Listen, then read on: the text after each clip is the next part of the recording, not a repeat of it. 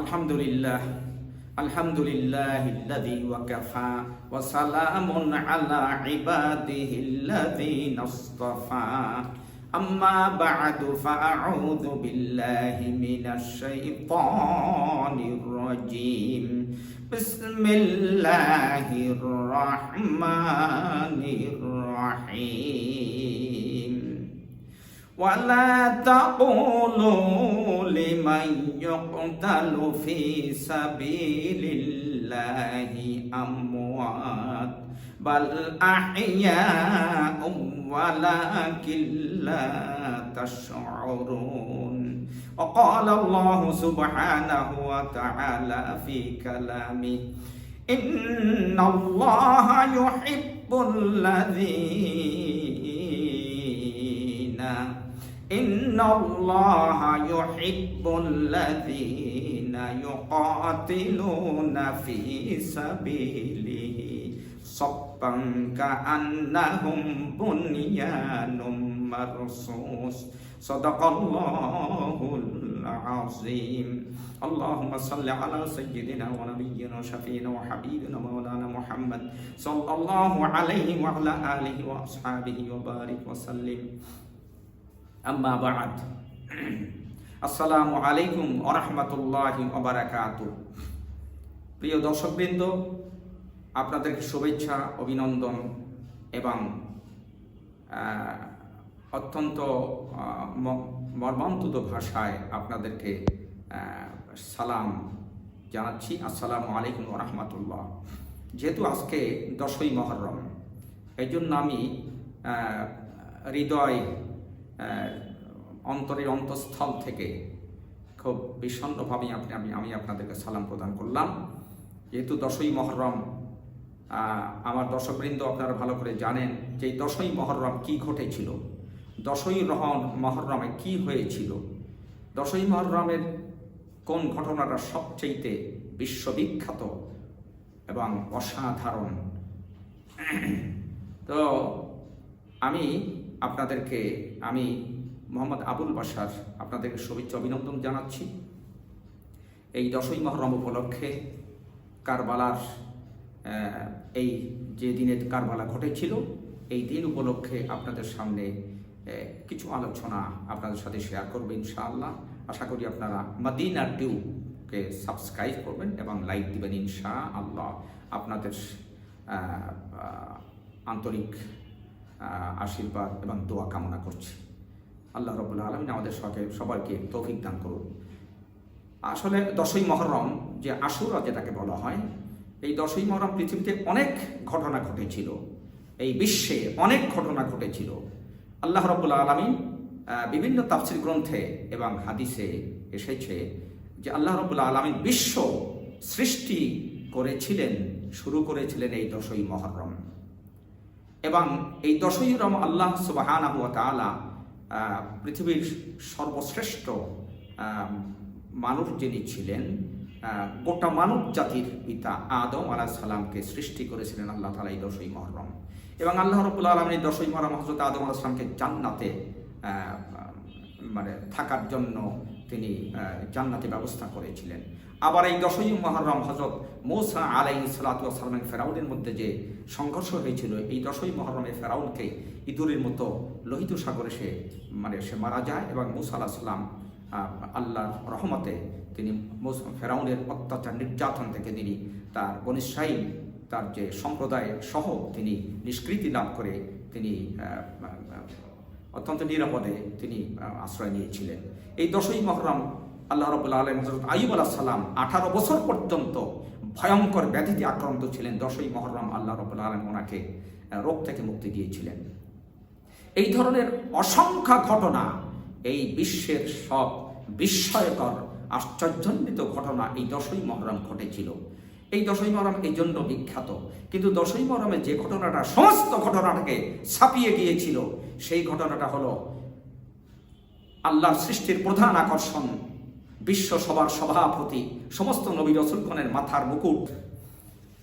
এই 10ই মুহররম পৃথিবীতে অনেক বিস্ময়কর আশ্চর্যান্বিত ঘটনা ঘটেছিল, কিন্তু যে ঘটনাটা সমস্ত ঘটনাকে ওভারটেক করে গিয়েছে, ছাপিয়ে গিয়েছে, সে ঘটনাটা হলো এই পৃথিবীর আল্লাহ রাব্বুল আলামিনের সৃষ্টির প্রধান আকর্ষণ, বিশ্বসভার সভাপতি, সমস্ত নবী রাসূলগণের মাথার তাজ, মাথার মুকুট, শামসুল হেদায়া, বদরুদ্দোজা, ইমামুল মুরসালিন, খাতামুন নবিয়্যিন, রাহমাতুল লিল আলামিন, শাহান শাহের রিসালাত, আফতাবে নবুয়ত, হুজুরে আকরাম, নূরে মুজাসসাম, মুহাম্মদুর রাসূলুল্লাহ সাল্লাল্লাহু আলাইহি ওয়াসাল্লামের কলিজার টুকরা ফাতেমা রাদিয়াল্লাহু আনহার সন্তান হযরত ইমাম হুসাইন রাদিয়াল্লাহু আনহু কারবালার প্রান্তরে তিনি যে মর্মান্তিকভাবে শাহাদত বরণ করেছিলেন, এই ঘটনাটাই সমস্ত ঘটনাকে ওভারটেক করে ছাপিয়ে উঠে এই বিশ্বের সমস্ত ঘটনার সর্বোচ্চ আসন লাভ করে এই কারবালার মর্মান্তিক ঘটনাটা।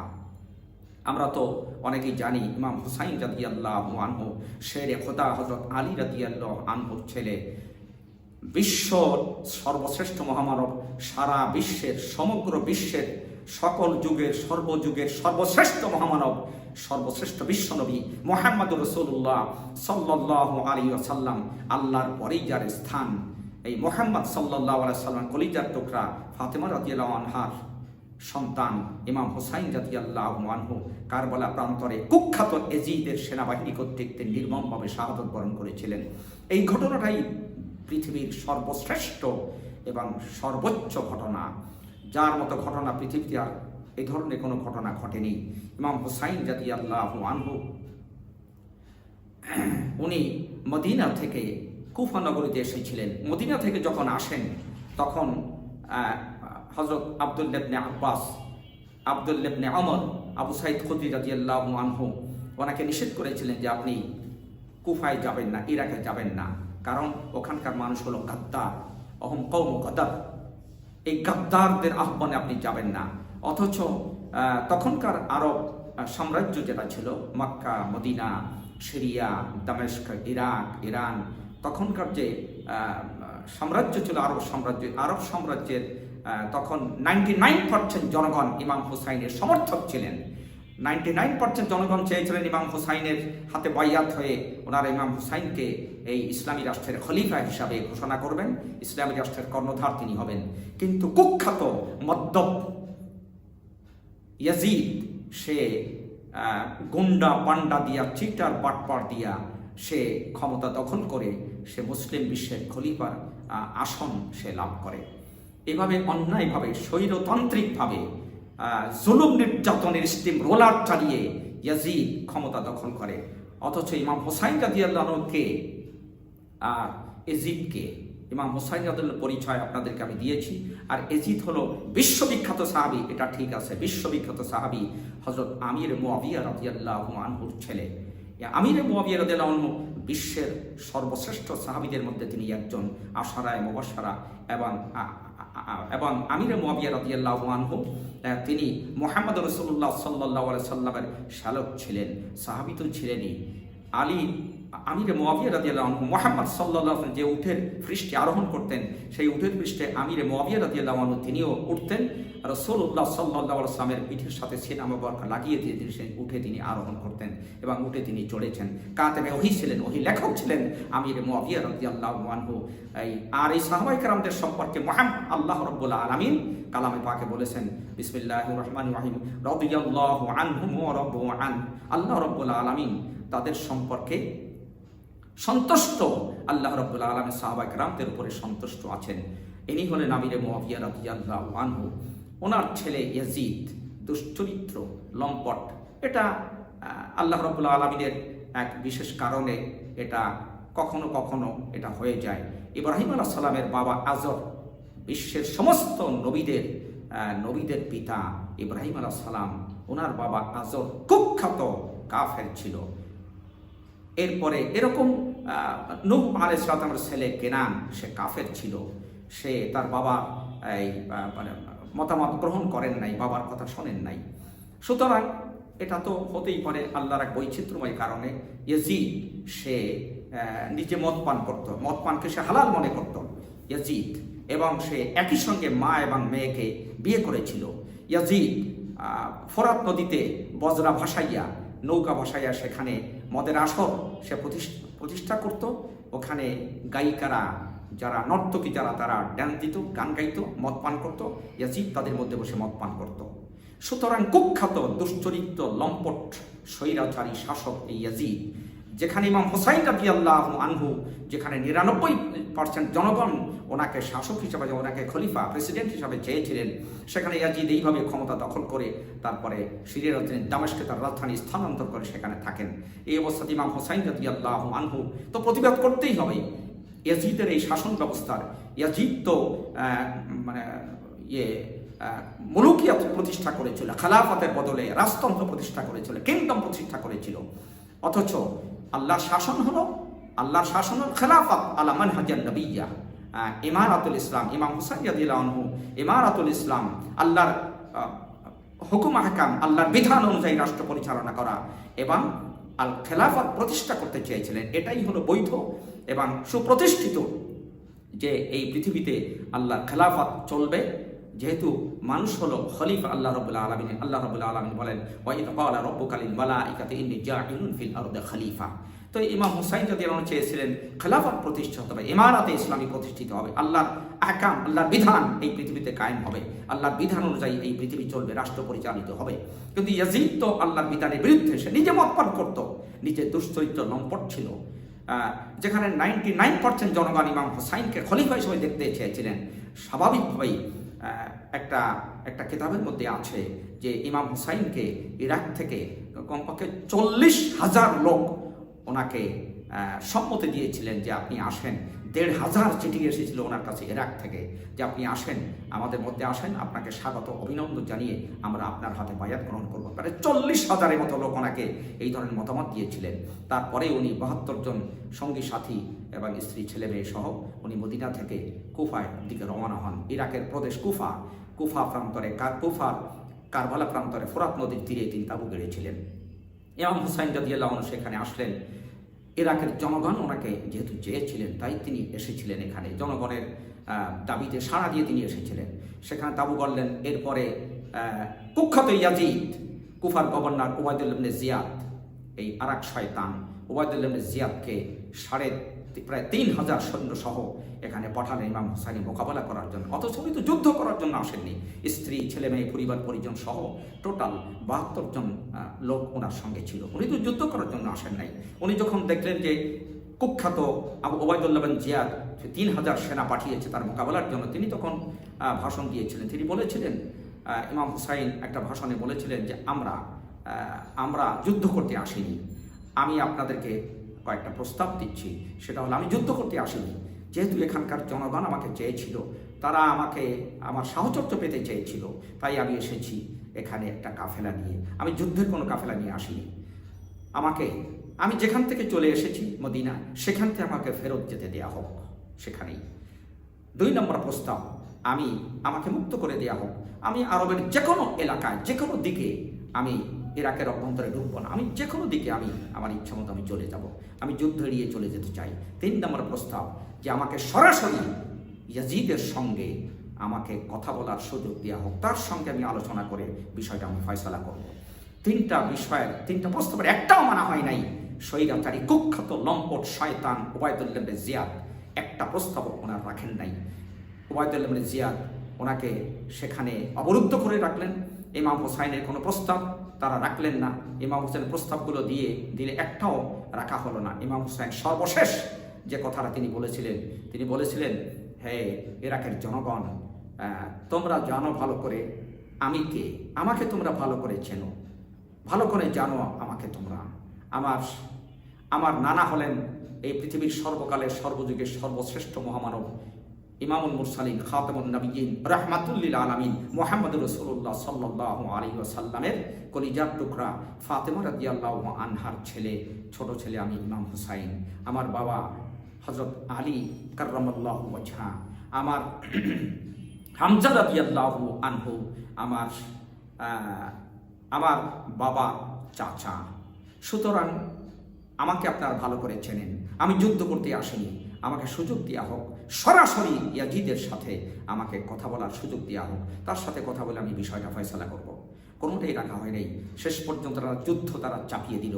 সেখানে সেই সমস্ত লোকদের ভিতরে তখন সেখানে অনেক সাহাবী ছিলেন। হযরত আনাস ইবনে মালিক রাদিয়াল্লাহু আনহু, যায়েদ বিন সাবিত রাদিয়াল্লাহু আনহু, অবশ্য সেই সেনাদের ভিতরে না, সেই কুফা প্রান্তরে ওনারাও ছিলেন। ওনাদের কোনো কথাও রাখা হয় নাই। ওনারাও বলেছিলেন ইমাম হোসেন যে প্রস্তাব দিয়েছেন সে প্রস্তাবগুলো রাখা হোক, কিন্তু ওনাদের সে প্রস্তাবও রাখা হয় নাই। ইমাম হোসাইনের পরে যুদ্ধ চাপিয়ে দেওয়া হলো ওনাকে। উনি রোজা ছিলেন, যেদিন তিনি শাহাদত বরণ করেন রোজা ছিলেন। রাত্রে স্বপ্নে দেখলেন নানা মুহাম্মদ রাসূলুল্লাহ সাল্লাল্লাহু আলাইহি সাল্লাম, ইমাম হোসাইন তার বোনকে বলেছেন, বোন আমার এটাই আজকে শেষ দিন, কেন তুমি এ কথা বলছো? তখন তিনি বললেন, আমি রাত্রে স্বপ্নে দেখেছি নানা মুহাম্মদ রাসূলুল্লাহ সাল্লাল্লাহু আলাইহি ওয়াসাল্লাম শরবতের একটা গ্লাস নিয়ে তিনি দাঁড়িয়ে আছেন। তিনি বললেন, ইমাম হোসাইন আমি অপেক্ষায় আছি জান্নাতে, তুমি আসবে, তারপরে তুমি এই শরবতটি ইফতার করবে। সুতরাং এই স্বপ্ন দিয়ে আমি বুঝতে পেরেছি আজকে আমার শেষ দিন, আজকে আমি শাহাদত বরণ করব ইনশাআল্লাহ। সুতরাং এটা আল্লাহ রাব্বুল আলামিনের পক্ষ থেকেও এটার প্রতি ইঙ্গিত ছিল, ইশারা ছিল। মুহাম্মদ রাসূলুল্লাহ সাল্লাল্লাহু আলাইহি ওয়াসাল্লাম এটা জানতেন, তিনিও সেইভাবে প্রস্তুতি নিয়েছিলেন। ইমাম হুসাইন রাদিয়াল্লাহু আনহু ফোরাত নদীর তীরে গিয়ে সেখান থেকে পানি উঠিয়েছিলেন যে সেই পানি দিয়ে তিনি ইফতার করবেন, অথচ ওনাকে তীরের আঘাতে ওনাকে ক্ষতবিক্ষত করা হলো। তীর দিয়ে আঘাত করতে করতে ক্ষতবিক্ষত করে রক্তাক্ত করে ওনাকে উটের পিঠ থেকে তিনি পড়ে গেলেন। এরপরে ওনার দেহ থেকে ওনার মাথাটাকে বিচ্ছিন্ন করা হয়। ইন্না লিল্লাহি ওয়া ইন্না ইলাইহি রাজিউন। ইমাম হুসাইনের এই কর্তৃত মাথাটা উবাইদুল্লাহ ইবনে জিয়াদ, এই কুখ্যাত শয়তান, সে এই মাথাটা নিয়ে ইয়াজিদের দরবারে সিরিয়ার রাজধানী দামেস্কে সেখানে নিয়ে রাখলো। ইয়াজিদ ওই চেহারার দিকে তাকিয়ে একটা ছড়ি দিয়ে ঠোঁটের উপরে আঘাত করতে করতে বলল, তুমি আমার ক্ষমতা নিতে চেয়েছিলে, আমাকে ক্ষমতাচ্যুত করতে চেয়েছিলে, তুমি তো সেই হুসাইন, কোথায় আজকে তোমার রাজত্ব, তোমার এই উচ্চাকাঙ্ক্ষা কোথায় গেল? আজকে তুমি তো ক্ষমতা নিতে চেয়েছিলে। ঠোঁটের উপরে, যে ঠোঁটের উপরে মুহাম্মদ রাসূলুল্লাহ সাল্লাল্লাহু আলাইহি ওয়াসাল্লাম হাজার হাজার চুমু দিয়েছেন, যে ঠোঁটে, মুখে এবং যে গলায় হাজার হাজার চুমু দিয়েছেন, সেই ঠোঁটে সে চাবুক পেরেছিল। কুখ্যাত লম্পট বদমাশ ইয়াজিদ এই আচরণ করেছিল। সুতরাং সে তো কখনো খলিফা হতে পারে না, সে তো মুলুকিয়ত চেয়েছে, রাজতন্ত্র কায়েম করেছে। ইমাম হোসাইন তার প্রতিবাদ করে তিনি মদিনা থেকে তিনি কুফায় এসেছিলেন, ক্ষমতা দখল করার জন্য নয়। যেহেতু সেখানকার জনগণ চেয়েছিল, 99% জনগণ ওনাকে চেয়েছিল যে আপনি আসেন, আপনার হাতে বায়াত হব, ইসলামী রাষ্ট্র হবে, খেলাফত আলা মানহাজের নবুওয়া হবে, ইমারাতুল ইসলামী হবে, আল্লাহর হুকুম আহকাম অনুযায়ী এই পৃথিবী চলবে, রাষ্ট্র চলবে, আপনি আসেন। তাই জনগণের ইচ্ছায় সাড়া দিয়ে তিনি এসেছিলেন। সুতরাং ইমাম হোসাইন রাদিয়াল্লাহু আনহু অন্যায় কিছু করেন নেই। একদল লোক আছে এই পৃথিবীতে, আলেম নামের জালেম একদল লোক আছে, তারা বলে যে ইমাম হোসাইন তো ক্ষমতার লোভ ছিল, তা না হলেন মক্কা থেকে মদিনা থেকে তিনি কুফা আসছেন, কারণ ক্ষমতার লোভ ছিল। এই সমস্ত কুখ্যাত, এই সমস্ত জালিম আলেম নামের কলঙ্ক এরা। ইমাম হোসাইন তো ক্ষমতার জন্য আসেন নাই, ইমাম হোসাইন এসেছিলেন। প্রিয় দর্শকবৃন্দ, আমি যে ব্যাপারটা নিয়ে আলোচনা করেছিলাম যে ইমাম হুসাইন রাদিয়াল্লাহু আনহুর শাহাদাত বরণ কারবালা প্রান্তরে তিনি যে মর্মান্তিকভাবে শাহাদাত বরণ করেছিলেন, তিনি অন্যায়ের কাছে আপোস করেননি, তিনি স্বৈর শাসকের কাছে মাথা নত করেননি, স্বৈর শাসন তিনি মেনে নেননি।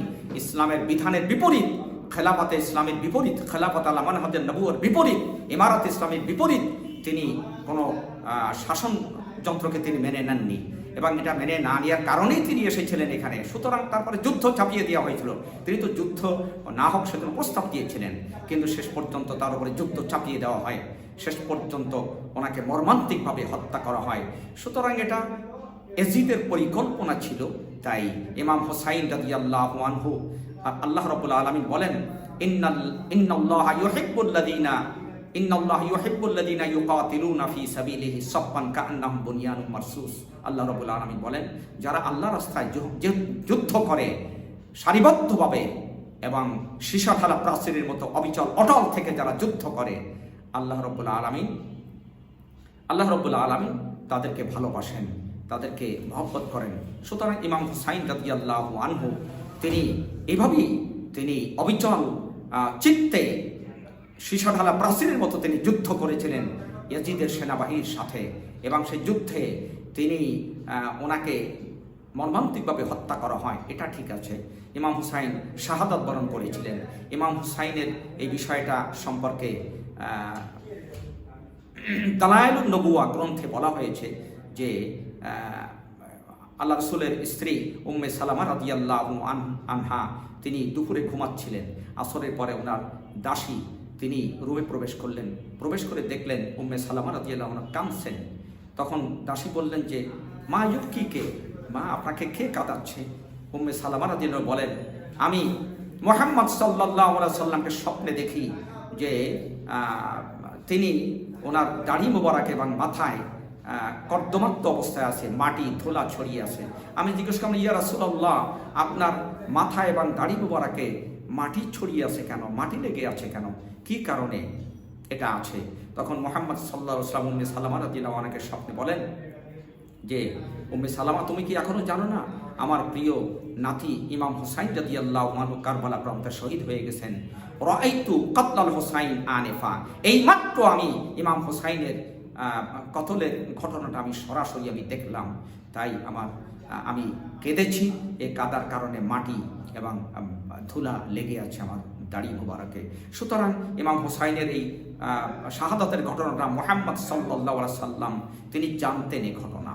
সুতরাং ইমাম হুসাইন রাদিয়াল্লাহু আনহু সম্পর্কে যারা এই ধরনের মতামত পেশ করে যে উনি ক্ষমতা দখলের জন্য গিয়েছিলেন, ক্ষমতা দখল করার জন্য উনি সেখানে গিয়েছিলেন, এই সমস্ত জালিম এবং এই সমস্ত কুখ্যাত লোক এরা ইসলামের অপপ্রচার করে। ইমাম হুসাইন রাদিয়াল্লাহু আনহুর সত্যিকার পরিচয় তারা জানেন না।